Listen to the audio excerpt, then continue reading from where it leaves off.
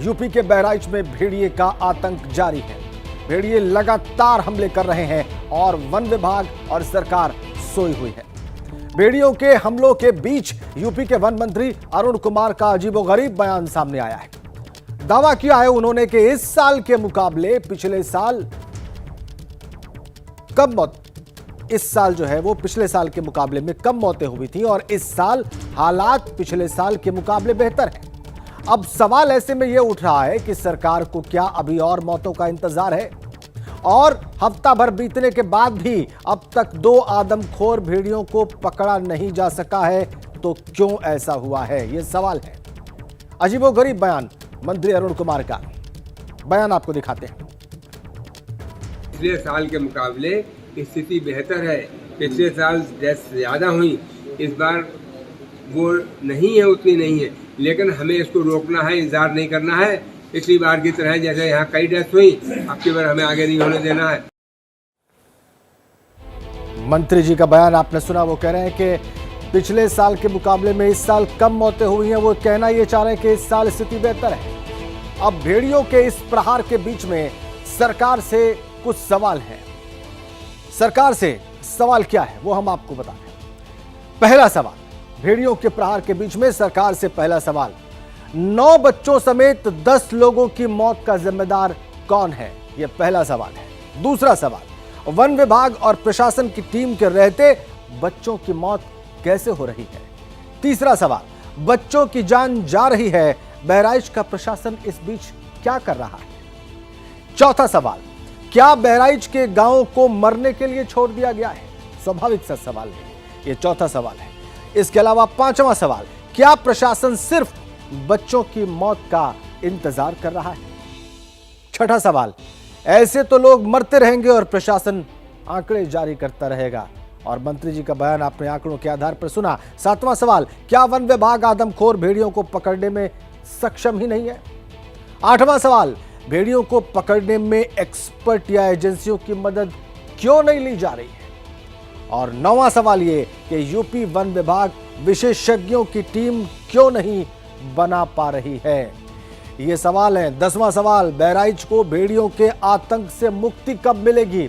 सबसे बड़ा सवाल तो अभी खड़ा हो गया है, इतने दिनों के आतंक के बाद, इतने दिनों के भेड़ियों के हमलों के बाद। एक और बड़ी खबर, यूपी के बहराइच में भेड़ियों को पकड़ने की कोशिशें जारी हैं। आदमखोर 2 भेड़ियों को पकड़ने के लिए ड्रोन की भी मदद ली जा रही है। वन विभाग और प्रशासन की टीम लगातार निगरानी रखे हुए है, लेकिन आदमखोर भेड़िए वन विभाग की गिरफ्त में नहीं आ रहे हैं। अब तक 4 भेड़ियों को पकड़ा जा चुका है। ये बड़ी अपडेट। वन विभाग भेड़ियों को पकड़ने में जुटा है। 6 भेड़ियों में से अब तक 4 भेड़िए पकड़े गए हैं। 2 जो बाकी भेड़िए हैं उनको पकड़ने के लिए ड्रोन का इस्तेमाल किया जा रहा है और प्रयास जारी हैं इन बाकी बचे 2 भेड़ियों को पकड़ने के।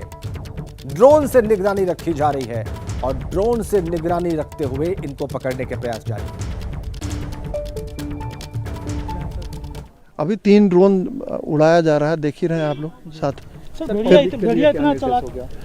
भेड़िया चालाक पशु तो होता ही है, और देखिए वो वन्य जीव जो भी है वो मतलब कोई ना कोई कारण होगा तभी मतलब किसी पर अटैक करता है, अदरवाइज आदमी से डरते हैं। वो चौकन्ना रहने की आवश्यकता है इस समय खास करके, क्योंकि आप जान ही रहे हैं 6 में से 4 पकड़े जा चुके हैं, 2 बचे हुए हैं, तो अभी आवश्यकता है सजगता बरतने की।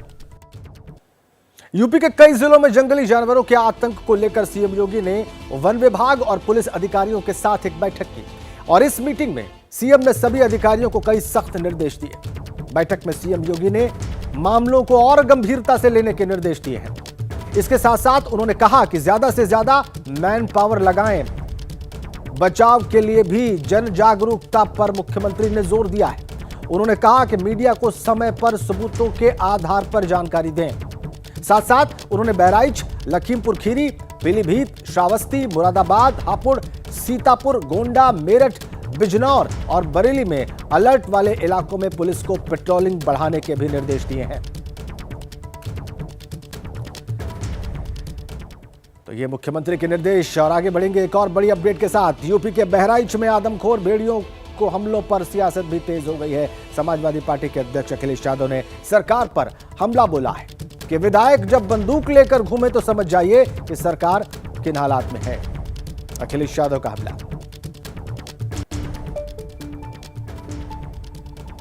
पीलीभीत हो, लखीमपुर खीरी हो, बहराइच हो, बिजनौर हो, श्रावस्ती हो, बलरामपुर तक कई जिले आपके ऐसे हैं जिसमें इस तरह की घटना होती रही हैं। कई सौ लोग की जान गई है और ये बात आज की नहीं है, कम से कम 1 साल से ज़्यादा हो गया है। सदन में भी ये बात उठी, लोगों ने बताया, उनके लोग खुद जानते हैं, मंत्री जी खुद गए, उनके विधायक बंदूक लेकर के घूम रहे थे। सोचो उनके ही विधायक अगर बंदूक लेके घूम रहे हों तो सबसे कह दो विधायक बंदूक लेके घूम रहे हैं और विभाग उन्हीं के पास है, सरकार उनकी है, उसके बाद भी लोग सुरक्षित नहीं है। किसान खेत पे नहीं जा पा रहा, गरीब के घर में घुस जा रहे हैं लोग, बच्चे तक सुरक्षित नहीं है। आखिर सरकार कर क्या रही है? उत्तर प्रदेश के 35 से 40 गांव ऐसे हैं जहां मौत मंडरा रही है, जहां लोग पिछली कई रातों से सोए नहीं हैं क्योंकि आदमखोर भेड़िया उनके बच्चों को नोच रहा है। प्रशासन के तमाम दावों और वादों के बावजूद नरबख्शी भेड़िया कल फिर 1 साल की बच्ची को उसकी मां के बगल से दबोच ले गया। मां भेड़िया के पीछे पीछे भागी भी, लेकिन खेतों से होते हुए भेड़िया भाग निकला। 2 घंटे बाद जब बच्ची का शव मिला तो उसके दोनों हाथ नहीं थे। जरा कल्पना कीजिए कैसी होती होगी वो रात जब अपने घर के आंगन में मौत से बचने के लिए पहरा देना होता होगा।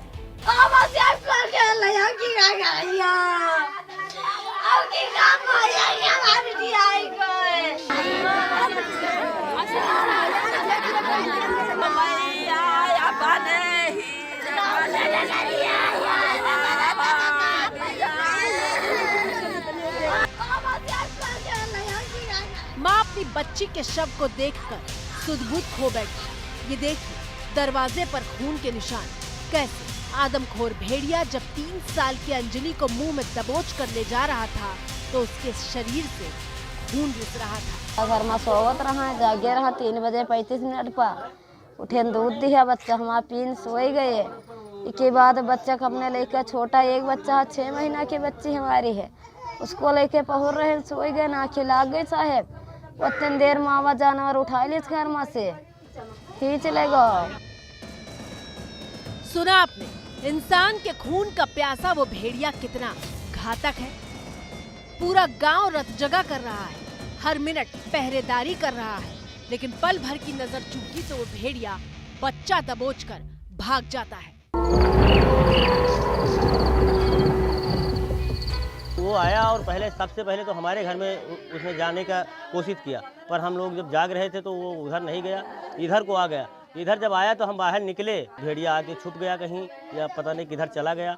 जाने के बाद में वो 2 मिनट हमको घर में जाते हुए हुई थी, तब तक वो पीछे से लेके वो लड़की को निकल पड़ा। तस्वीरें उस वक्त की हैं जब बहराइच की डीएम मोनिका रानी अंजलि की मां को सांत्वना दे रही थी। लेकिन सवाल यह है कि सांत्वना और सुरक्षा के भरोसे का क्या फायदा? प्रशासन अब तक ना तो भेड़िए को पकड़ पाया है और ना ही हमला होने से रोक पाया है। विधायक बंदूक लेके घूम रहे हैं और विभाग उन्हीं के पास है, सरकार उनकी है, उसके बाद भी लोग सुरक्षित नहीं है। किसान खेत पे नहीं जा पा रहा, गरीब के घर में घुस जा रहे हैं लोग, बच्चे तक सुरक्षित नहीं है। आखिर सरकार कर क्या रही है? भेड़िए के हमले में 3 साल की अंजलि की मौत के बाद डीएम से लेकर गोरखपुर के एडीजी जैसे अधिकारी परिवार से मिलने पहुंच रहे हैं। लेकिन अब गांव वाले पूछ रहे हैं कि आज रात किसी और बच्चे को भेड़िया अपना शिकार नहीं बनाएगा, इस बात की क्या गारंटी है? वन विभाग को 400 रुपया दिहाड़ी दे के आदमी लेके आए हैं। वो क्या कर रहे हैं? सैलरी किस चीज के लिए? दिहाड़ी देने के लिए सैलरी लेते हो? निशान दिखाया गया है। उनको फोन करो तो कहते पहले वीडियो बनाओ। हम करने में जाके वीडियो बनाएंगे, हमारे पास ड्रोन है। वन विभाग द्वारा एक स्पेशलाइज्ड स्ट्रैटेजी के तहत, टैक्टिक्स के तहत एक प्रोग्राम अमल में लाया जा रहा है जिसमें पुलिस विभाग का भी पूरी सहयोग रहेगी। जैसे आप जानते हैं इस पूरे क्षेत्र को 7 टीमों में बांट दिया गया है और हर एक ग्राम पंचायत में भी एक टीम पुलिस का दिया गया है। 2 कंपनी पीएसी भी यहाँ गश्त कर रही है और निश्चित ही जल्दी से सफलता प्राप्त होगी। भेड़िए झुंड में होते हैं और आवाज निकालते हैं, किस लिए? वो संचार करते हैं, अपने साथियों को बताते हैं कि कुछ शिकार वहां है। जब वो शिकार देख लेते हैं तो अलग तरीके की आवाज निकालते हैं और उस शिकार में कितने जानवरों का झुंड है या कितने जानवर हैं उसको बताने के लिए भी जो भेड़िए होते हैं वो अलग आवाज निकालते हैं। मैं यहाँ पर जंगलों में खड़ा हूँ, मैंने सोचा कि उस आवाज के बारे में आपको बताई जाए। तो जो आवाज होती है हम आप शायद उसको सिर्फ एक भेड़िए की आवाज समझते हैं, लेकिन उस भेड़िए की आवाज में कई ऐसे संदेश छुपे होते हैं जो भेड़ियों का एक झुंड दूसरे झुंड को दे रहा होता है, बता रहा होता है कि वो कहाँ है, शिकार कहाँ है और शिकार की संख्या कितनी। देखिए, इसमें साइंस का कोई तथ्य नहीं, इसके पीछे कुछ साइंटिफिक एक्सप्लेनेशन नहीं है। द ओनली एक्सप्लेनेशन हम दे सकते हैं वो यही है कि ये नॉक्टर्नल लोग जानवर हैं, रात के टाइम शिकार करते हैं, तो रात के टाइम उन्हें जितना अंधेरा होता है उनके लिए बेनिफिशियल होता है, उनके लिए अच्छा रहता है, तो वो एक एक्सप्लेनेशन दी जा सकती है। बट इसके पीछे कोई साइंस हो कि नहीं, वो अमावस्या की रात को ही करते हैं तो बाकी रातें भी वो खाना खाते ही हैं। और ऐसा नहीं है कि भेड़िया सिर्फ बहराइच में आतंक मचा रहा है। खबर आई है कि बहराइच से करीब 100 किलोमीटर दूर सीतापुर में भी भेड़िए ने हमला करके कई लोगों को जख्मी कर दिया है। पूरे गांव में दहशत है, बच्चे स्कूल तक नहीं गए। और अब सवाल यह है कि बहराइच से सीतापुर तक कितने भूखे भेड़िए घूम रहे हैं। क्या यूपी के बहराइच के गांव में भी वन विभाग के मुताबिक सिर्फ 2 ही भेड़िए हैं जो आतंक मचा रहे हैं, या फिर इनकी संख्या भी कहीं ज्यादा है?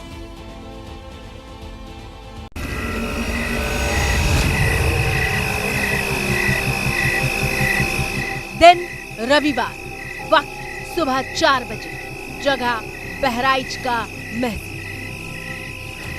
पूरा गांव सो रहा था। कुन्नू लाल सुबह बाथरूम के लिए दरवाजा खोलकर बाहर आए थे, लेकिन जैसे ही दरवाजे के भीतर आकर चारपाई पर बैठे, भेड़िया घात लगा चुका था और फिर हमला कर दिया। कितने बजे हमला हुआ आप पर? 4 बजे भोर में। क्या कर रहे थे आप 4 बजे? 4 बजे भोर में हम दरवाजा खोल करके बाथरूम को गए। उधर से जब वापस आए तो चारपाई पर हम बैठ गए, और जैसे हम बैठे भेड़िया आकर के पाछे से मेरे गर्दन को पकड़ लिया। जब पकड़ लिया तो हमारी आवाज बंद हो गई। तब हम पाछे से उसका मुंह जब है हाथ में हमारे आ गया, तो जब ताकत लगा के जब उसको फैलाए, गर्दन हमारा छूट गया। 1 मिनट 2 मिनट तक उसका गर्दन उसका पकड़ रहे। तब हमारी पत्नी जागी, कहीं क्या हो गया, हमका भेड़िया पकड़ ली मेरे को। तब हल्ला की शोर मचाई, हमारे भाई लोग दौड़ करके आए। तब तक भेड़िया हमारे हाथ से छूट करके दरवाजे के बाहर चली गई। भेड़िया भूखा था, वो अपना शिकार ढूंढ रहा था। वो अलग अलग गांव में जाकर चक्कर काट रहा था, लेकिन शिकार नहीं मिल रहा था। शनिवार रात करीब 1:30 बजे उसने सबसे पहले 6 साल के पारस पर हमला किया था।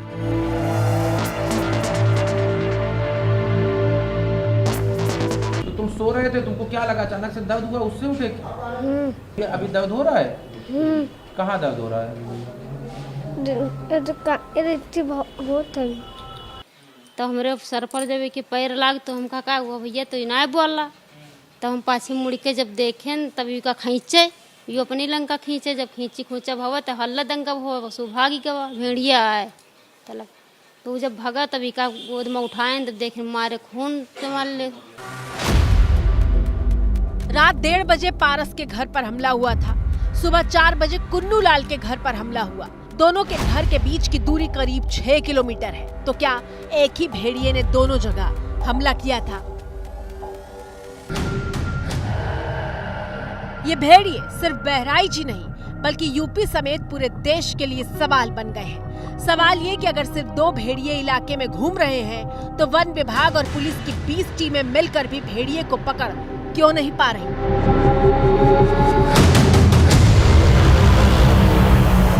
लाल और पारस के घर के बीच की दूरी है 6 से 8 किलोमीटर। क्या यह संभव है कि वही भेड़िया इन पर अटैक करके वही भेड़िया इन पर अटैक करे, या फिर वन विभाग गुमराह कर रहा है, प्रशासन के लोग गुमराह कर रहे हैं? अभी तक जो हालात नजर आ रहे हैं बहराइच में वो ये बताते हैं कि एग्जैक्ट जो नंबर है, जो संख्या है भेड़ियों की, वो शायद वन विभाग को भी नहीं पता है। वन विभाग ने बताया था कि 6 भेड़ियों का झुंड गांव में हमले कर रहा था। इन 6 में से एक करके 4 भेड़िए पकड़े जा चुके हैं, लेकिन 2 भेड़ियों की तलाश में प्रशासन के हाथ सिर्फ सुराग आ रहे हैं, आदमखोर नहीं। एबीपी न्यूज संवाददाता विवेक श्रीवास्तव यूपी के बहराइच में मौजूद है। हम ये जानना चाहते थे कि आखिर वन विभाग की टीम भेड़िए को पकड़ने के लिए सर्च ऑपरेशन कैसे चला रही है। लगातार सूचनाएं मिल रही हैं कि जो इस इलाके में भेड़िया हो सकता है। सर्च ऑपरेशन ऐसे ही लगातार चलाया जा रहा है। आप मेरे साथ देख सकते हैं, वन विभाग की टीम है। घने वीरान खतरनाक जंगल, घाघरा नदी के किनारे के पूरी टीम के साथ मैं इसी जंगल में जा रहा हूं। वन विभाग की टीम है और वो सर्च ऑपरेशन चला रही है इस इलाके में, क्योंकि इसी इलाके में भेड़िए के होने की सूचना मिली थी। लोगों ने बताया था कि इस इलाके में भेड़िया हो सकता है। रात में तो भेड़िए का आतंक है ही, लेकिन ये खतरा अब दिन में भी बढ़ता जा रहा है। घाघरा नदी का किनारा है तो इधर भेड़िए हो सकते हैं। एक टीम इधर जाई है और कुछ लोगों ने अपना जो समूह है वो बनाकर उस इलाके में सर्च कर रहे हैं। विवेक श्रीवास्तव वन विभाग की टीम के साथ गांव के कच्चे पक्के रास्ते से होते हुए जंगलों के बीच से ही जा रहे थे और इसी दौरान हमें भेड़िए के पांव का बिल्कुल ताजा निशान दिखाई दिया। हम जैसे जैसे आगे बढ़ते जा रहे हैं, भेड़िए के जो निशान हैं वो मिलते जा रहे हैं। हम कुछ आगे बढ़े, पहले मैंने आपको एक वहाँ पर भेड़िए के पैरों को दिखाए थे निशान, अब फिर से ये देखिए ताज़ा निशान जो है यहाँ पर ये पड़े हुए हैं। लेकिन भाई साहब ये 6 कैसे दिख रहे हैं? इसके पीछे ना दोनों पैर साथ में है, क्योंकि इसकी स्ट्राइड लंबी नहीं है और ये आराम से गया हुआ है, तो इनका जो पैटर्न होता है चलने का, तो इनके पग मार्क जो है ना आगे पीछे बनते रहते हैं, तो इजीली गया है। तो देखिए दोनों जो है, मैं आपको वहाँ जैसे बता रहा था, देखिए साथ बने हुए हैं। साथ बने हुए जी। मेरे ख्याल से ये भी वो है, ये भी वही है, हल्का सी, क्योंकि सूखी मिट्टी होगी तो ये आ नहीं पाया निशान यहाँ पे। एक साइड के दोनों पैर हैं। नंगे पांव काफी देर तक वन विभाग की टीम कॉम्बिंग करती है, लेकिन सिर्फ निशान मिलते हैं, भेड़िया नहीं। गांव वालों की शिकायत है कि भेड़िया दिखता है और सूचना देने पर भी वन विभाग के लोग वक्त पर नहीं पहुंचते। बार बार शिकायत की आती है। हाँ, भेड़िया का बार बार शिकायत कर रहे हैं कि भेड़िया हम लोगों को दिख रहा है। हम लोग परसों रात में घेर के रखे थे गन्ने में और फोन किए वन विभाग वाले के पास, तो उन्होंने बोल रहे हैं कि यहाँ हमको वीडियो भेजिए। तो सर उसको वीडियो बना पाएंगे? किस हाल में वीडियो बनाएंगे? जब तक मोबाइल जेब से निकालो तब तक उसको पता नहीं चलता किस तरफ चला गया। ताज्जुब की बात यह है कि वन विभाग की ऐसी कई टीमें चप्पे चप्पे पर तैनात की गई हैं और गांव वाले भी दिन रात हाथ में लाठी और कुल्हाड़ी लेकर खेतों के बीच भेड़िए को तलाशते रहते हैं। कुछ हलचल दिखाई दी, जरा जूम करिए। वो उस पेड़ के पास, जरा देखिए आगे जो हमारी फॉरेस्ट विभाग की टीम है वो जा रही है वन विभाग की। यहाँ जैसे मैं आगे की ओर बढ़ रहा था, यहाँ मुझे हलचल सुनाई थी इन 2 पेड़ों के बीच में। हालांकि मुझे लगता है कि वो आहट सुन के आगे निकल गया होगा या फिर भाग गया होगा। घने जंगल है, बहुत खतरनाक है, बहुत रिस्की मामला है ये। जैसे जैसे दिन ढलता है और रात करीब आने लगती है, बहराइच के गांव में सन्नाटा पसरने लगता है। बच्चों ने स्कूल जाना ही बंद कर दिया है, खुले मैदान में खेलना बंद कर दिया है और अब तो अपने घर के आंगन में सोना भी मौत के कुएं में मुंह डालने जैसा हो गया है। बार बार उन लोगों से बोला जा रहा है, बार बार कहा जा रहा है, सब लोग से रिक्वेस्ट किया जा रहा है कि बाहर लोग न सोएं, लेकिन फिर भी वो लोग बाहर सो रहे हैं। तो मैं आप लोग के चैनल के माध्यम से सबसे निवेदन करना चाहती हूँ कि प्लीज़ आप लोग अंदर सोएं, ग्रुप में चलें, लाठी डंडा लेकर के चलें। सेंट्रल जोन की मुख्य वन संरक्षक अधिकारी रेणु सिंह अपील कर रही हैं कि गांव वाले घर के अंदर ही सोएं। अरे जान की फिक्र किसको नहीं है मैडम, ये गांव वाले तो घर के अंदर ही सोते हैं, लेकिन इनकी गरीबी इनकी सुरक्षा के आड़े आ जाती है। एक बड़ी अपडेट, बहराइच में भेड़िए ने फिर से हमला किया है। देर रात 6 साल की बच्ची पर भेड़िए ने हमला किया है और भेड़िए के अटैक में अब तक 10 लोगों की मौत की खबर है। 6 साल की बच्ची पर देर रात भेड़िए ने हमला किया है। अब तक कुल 10 लोगों की जान ले चुके हैं भेड़िए।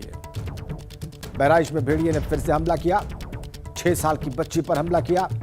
देर रात को भेड़िए का हमला, कुल 10 लोगों की मौत अब तक इन भेड़ियों के हमलों में हो चुकी है।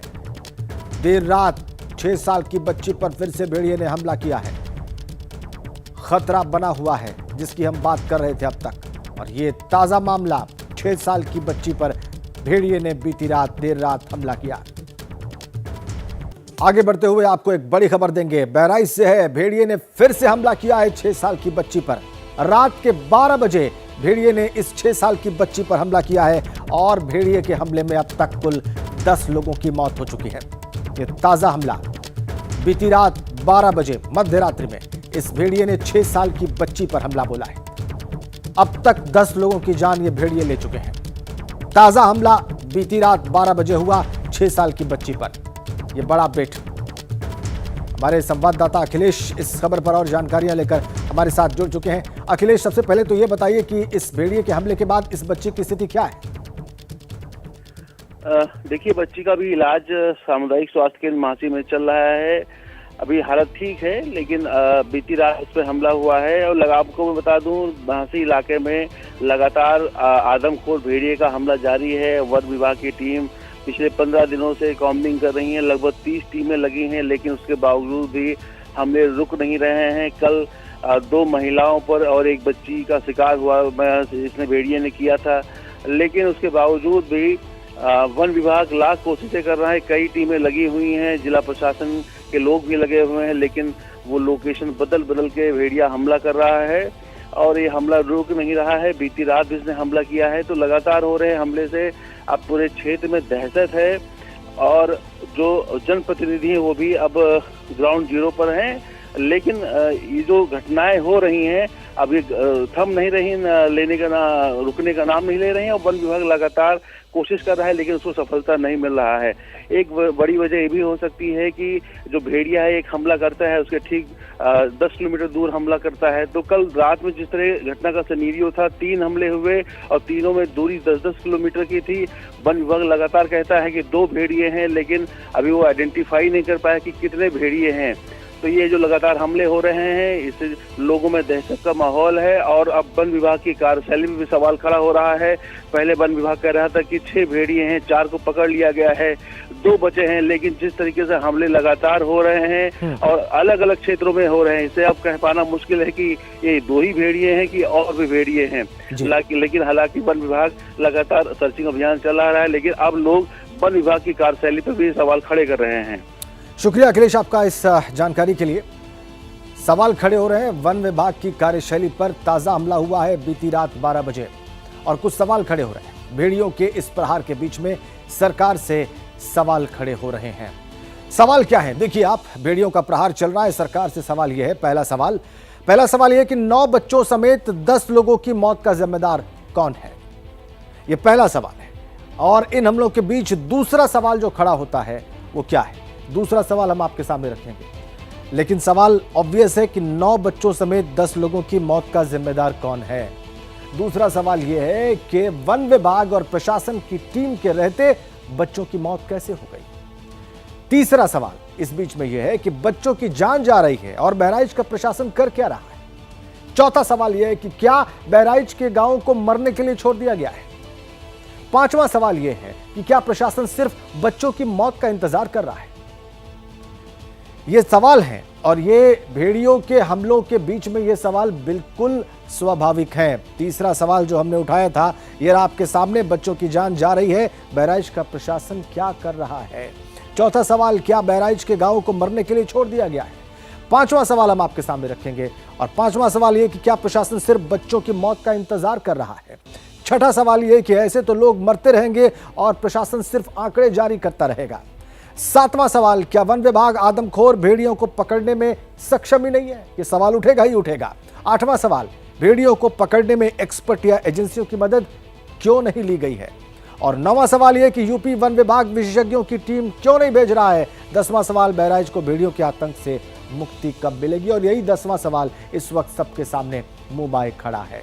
एक बड़ी अपडेट आपको दे दें, यूपी के बहराइच में भेड़िए का आतंक जारी है। भेड़िए लगातार हमले कर रहे हैं। वन विभाग और सरकार सोई हुई है और भेड़ियों के हमलों के बीच यूपी के वन मंत्री अरुण कुमार का एक अजीबोगरीब बयान सामने आया है। उन्होंने दावा किया है कि इस साल के मुकाबले पिछले साल ज्यादा मौतें हुई थी और इस साल हालात पिछले साल के मुकाबले में बेहतर है। अब सवाल ये उठ रहा है कि सरकार को क्या अभी और मौतों का इंतजार है और हफ्ता भर बीतने के बाद भी अब तक 2 आदमखोर भेड़ियों को पकड़ा क्यों नहीं जा सका। पिछले साल के मुकाबले में हालात को बेहतर बता रहे हैं यूपी के वन मंत्री। वो आंकड़ों के जरिए बात कर रहे हैं, उनको यहां के हालात बेहतर दिख रहे हैं पिछले साल के मुकाबले में। अजीबोगरीब बयान। यूपी के बहराइच में हमने आपको बताया बीती रात भी हमला हुआ है, लेकिन यूपी के वन मंत्री कह रहे हैं कि इस साल की स्थिति पिछले साल के मुकाबले में बेहतर है। बयान आपको दिखाते हैं। साल के मुकाबले स्थिति बेहतर है। पिछले साल डेथ ज़्यादा हुई, इस बार वो नहीं है, उतनी नहीं है, लेकिन हमें इसको रोकना है, इंतजार नहीं करना है। पिछली बार की तरह जैसे यहाँ कई डेथ हुई, अब की बार हमें आगे नहीं होने देना है। आपने यूपी के वन मंत्री का अजीबोगरीब बयान सुना। चलिए बाकी बढ़ते हैं। हरियाणा में चुनाव होने वाले, हरियाणा की बात करते हैं। वहां पर आम आदमी पार्टी से कांग्रेस का गठबंधन हो सकता है। सूत्रों के मुताबिक हरियाणा को लेकर कांग्रेस केंद्रीय चुनाव समिति की बैठक के दौरान राहुल गांधी ने प्रदेश के नेताओं से आम आदमी पार्टी के साथ गठबंधन की संभावनाओं को लेकर सवाल पूछे। कांग्रेस सूत्रों का मानना है कि राहुल गांधी हरियाणा में आम आदमी पार्टी के साथ गठबंधन चाहते हैं।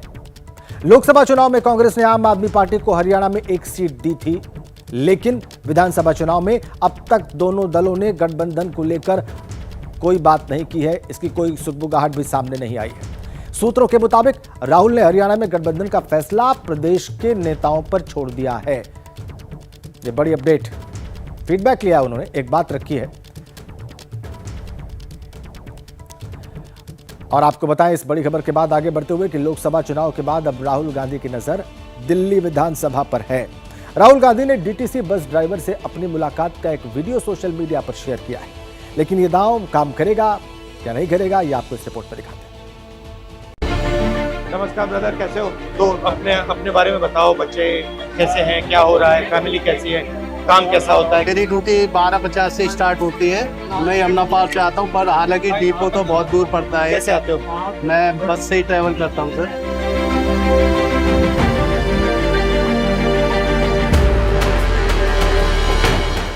डीटीसी बस में सफर करते दिख रहे हैं राहुल गांधी। कितना पैसा मिलता है, कितनी मुश्किलें हैं, कंडक्टर को क्या भुगतना पड़ता है? डीटीसी यानी दिल्ली ट्रांसपोर्ट कॉरपोरेशन, जिसे दिल्ली की लाइफलाइन भी कहते हैं, राहुल गांधी ने सोशल मीडिया पर अपना ये वीडियो शेयर किया है। नमस्कार, कैसे हैं आप लोग? नमस्कार जी, नमस्कार। नमस्कार नमस्कार। बैठ जाओ यहाँ। आप कंडक्टर हो? आप ड्राइवर हो? कंडक्टर। आप ड्राइवर। 7.5 मिनट का पूरा वीडियो है जिसे राहुल ने अपने एक्स हैंडल पर शेयर किया। थंबनेल दिया है बस बहुत हुआ अन्याय। मेरी माँ से मिलो आप। मम्मी। वीडियो की शुरुआत में राहुल गांधी एक कैब ड्राइवर से मिलते हैं, उन्हें सोनिया गांधी से मिलवाते हैं, फिर कैब में बैठकर दिल्ली की सड़कों पर निकल जाते हैं।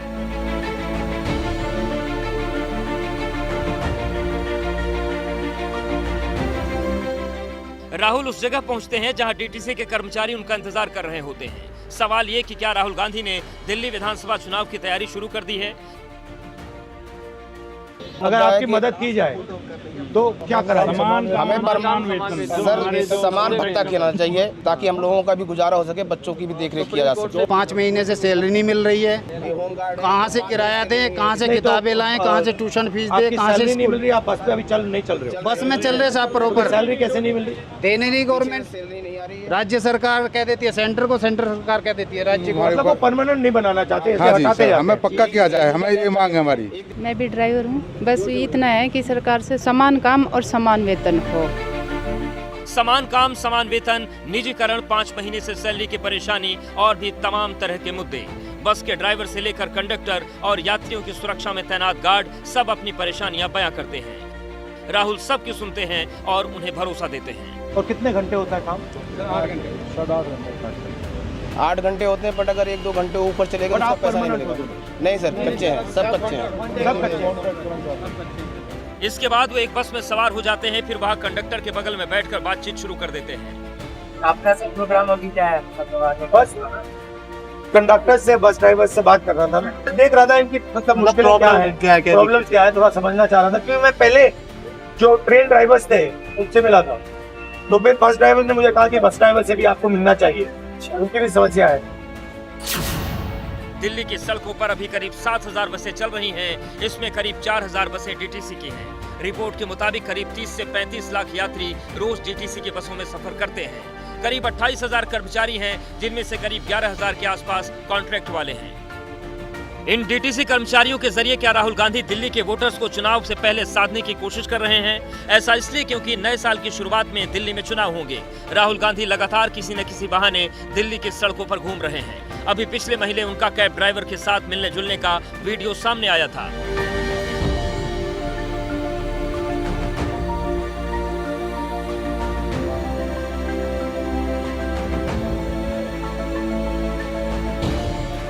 दिल्ली में कांग्रेस काफी कमजोर स्थिति में है। पार्टी 3 चुनाव में सत्ता से बाहर है। हाल ये है कि सदन में कोई नामलेवा नहीं है। लोकसभा चुनाव में आपसे गठबंधन कामयाब नहीं रहा। विधानसभा पार्टी अपने दम पर लड़ने वाली है। ऐसे में राहुल की कोशिश जरूर उन वोटर्स को अपने पाले में लाने की होगी जो कभी उनके थे और अब उनसे दूर हैं। खबरों में आगे बढ़ेंगे एक बड़ी अपडेट के साथ। बहराइच से इस वक्त हमारे पास भेड़िए ने फिर से हमला किया है और 6 साल की बच्ची पर भेड़िए का हमला हुआ है। रात के 12 बजे भेड़िए ने बच्ची पर हमला किया। भेड़िए के हमले में अब तक 10 लोगों की जान जा चुकी है और ताजा हमला बीती रात 12 बजे 6 साल की बच्ची पर किया गया है। आप देखिए तस्वीर भी हम आपको दिखा रहे हैं। 6 साल की बच्ची को इस बार निशाना बनाया भेड़िए ने। इलाज चल रहा है, बच्ची ठीक है फिलहाल। अब तक 10 लोगों की जान ले चुके हैं ये आदमखोर भेड़िए। ताजा हमला बीती रात हुआ 12 बजे 6 साल की बच्ची पर हुआ।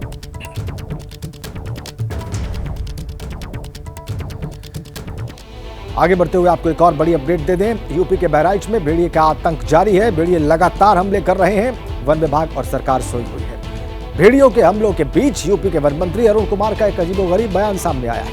उन्होंने दावा किया कि इस साल के मुकाबले पिछले साल ज्यादा मौतें हुई और इस साल हालात पिछले साल के मुकाबले बेहतर है।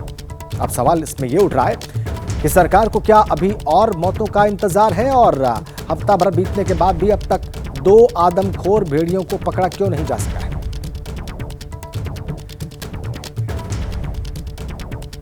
पिछले साल के मुकाबले स्थिति बेहतर है। पिछले साल डेथ ज्यादा हुई, इस बार वो नहीं है, उतनी नहीं है, लेकिन हमें इसको रोकना है, इंतजार नहीं करना है।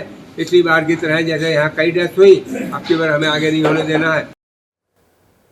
एक और बड़ी अपडेट आपको दे दें। कांग्रेस की केंद्रीय चुनाव समिति आज हरियाणा के उम्मीदवारों के नाम पर फिर से मंथन करेगी। कल कांग्रेस सीईसी की बैठक में हरियाणा की 49 सीटों पर चर्चा हुई। इनमें 34 उम्मीदवारों के नामों पर फाइनल मुहर लग चुकी है और बाकी बची 41 सीटों पर आज फिर से मंथन किया जाएगा। सूत्रों के मुताबिक बैठक में 22 मौजूदा विधायकों को भी टिकट देने पर फैसला हो चुका है, जबकि लगातार 2 बार चुनाव हार चुके नेता को टिकट नहीं देने पर भी सहमति बन गई है। आज मंथन के बाद कांग्रेस की सूची जारी हो सकती है।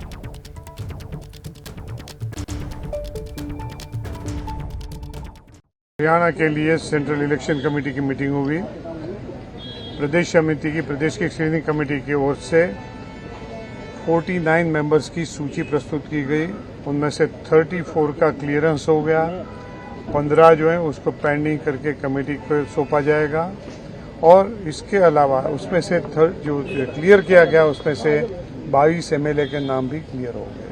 41 सीटें उसके बारे में भी चर्चा होगी और उम्मीद है हमारी सूची जो है मतदाता तक और कार्यकर्ता तक पहुंच जाएगी। एक और बड़ी अपडेट। मोदी सरकार के किसानों को 7 बड़ी सौगातें। किसानों पर करीब 14,000 करोड़ खर्च करेगी सरकार। 2,817 करोड़ से डिजिटल एग्रीकल्चर मिशन बनेगा। Food and nutritional security 3,979 crore इस पर खर्च होंगे। एग्रीकल्चर एजुकेशन मैनेजमेंट की मजबूती के लिए 2,291 करोड़। सस्टेनेबल लाइवस्टॉक हेल्थ और प्रोडक्शन के लिए 1,702 करोड़ रुपए। सस्टेनेबल डेवलपमेंट ऑफ हॉर्टिकल्चर के लिए 860 करोड़ रुपए। कृषि विज्ञान केंद्रों की मजबूती के लिए 1,202 करोड़ रुपए। नेचुरल रिसोर्स मैनेजमेंट के लिए 1,115 करोड़ रुपए खर्च करेगी मोदी सरकार। और आगे बढ़ते हुए पश्चिम बंगाल की बात करते हैं। पश्चिम बंगाल विधानसभा के विशेष सत्र का आज दूसरा दिन है और इसमें ममता सरकार विधानसभा में एक विधेयक पेश करेगी। इसमें दुष्कर्म के दोषियों को 21 दिन के अंदर फांसी की सजा दिलाने का प्रस्ताव है। विशेष सत्र पश्चिम बंगाल विधानसभा का और उसका दूसरा दिन और जो बिल आज पेश किया जाएगा उसमें दोषी को मौत की सजा का प्रावधान है 21 दिनों में। आगे बढ़ते हुए एक और बड़ी खबर, हादसे की खबर है। राजस्थान के बाड़मेर से इंडियन एयरफोर्स का फाइटर बिग 29 क्रैश कर गया है। बाड़मेर के कवास में यह विमान क्रैश हुआ है। अभ्यास के दौरान यह हादसा हुआ है। MiG-29 का पायलट लेकिन सुरक्षित है, ये शुक्र की बात, ये राहत की बात। इंडियन एयरफोर्स का फाइटर MiG-29 MiG-29 क्रैश हुआ है। बाड़मेर के कवास में विमान क्रैश हुआ है। अभ्यास के दौरान यह हादसा हुआ है, लेकिन पायलट सुरक्षित है। एक और बड़ी अपडेट, और यह भी हादसे की खबर है। ओडिशा में फिर से रेल हादसे की खबर है। मालगाड़ी के 2 डिब्बे पटरी से उतर गए हैं और मालगाड़ी के 2 खाली डिब्बे पटरी से उतरे हैं। ट्रेन पारादीप बंदरगाह की ओर जा रही थी जब यह हादसा हुआ। ये देखिए आप तस्वीरें, मालगाड़ी के 2 खाली डिब्बे पटरी से उतर गए। ओडिशा में एक और रेल हादसा। शुक्र की बात यह थी कि दोनों खाली डिब्बे थे। ट्रेन पारादीप बंदरगाह की ओर जा रही थी जब यह हादसा हुआ। ओडिशा में फिर से एक रेल हादसा। तस्वीर हमने आपकी स्क्रीन पर रखी है। पटरी से उतरी है मालगाड़ी, 2 डिब्बे उसके डिरेल हुए हैं, दोनों डिब्बे खाली थे। ट्रेन पारादीप बंदरगाह की ओर जा रही थी।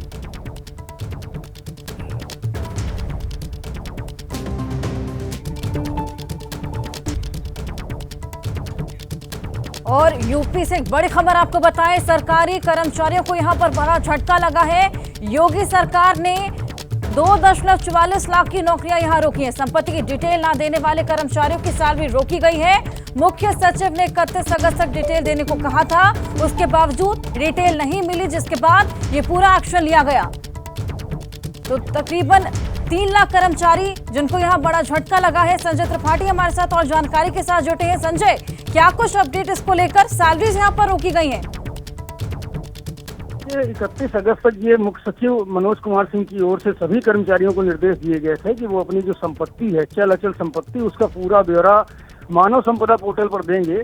लेकिन ये सब कुछ तय होने के बावजूद केवल 71% कर्मचारी जो हैं उत्तर प्रदेश सरकार के, उन्होंने ही अपनी चल अचल संपत्ति का ब्यौरा मानव संपदा पोर्टल पर दिया था। उसके अलावा जितने कर्मचारी, उन्होंने ये जानकारी नहीं दी है। और इसमें सबसे आगे जो है वो शिक्षा विभाग के और स्वास्थ्य विभाग के कर्मचारी हैं, औद्योगिक विकास कर्मचारी हैं, राजस्व विभाग के कर्मचारी हैं। इन विभागों के ज्यादातर कर्मचारियों ने अपनी ये जानकारियां सरकार के साथ साझा नहीं की। और अब मुख्य सचिव ने निर्देश दिए, चूंकि 31 अगस्त उसकी डेडलाइन थी, 31 अगस्त से ये ब्यौरा देना था, और जिन कर्मचारियों ने ये ब्यौरा नहीं दिया है उन सभी का वेतन रोकने के निर्देश दिए गए हैं। धन्यवाद संजय, आपका जानकारी और अपडेट्स को देने के लिए।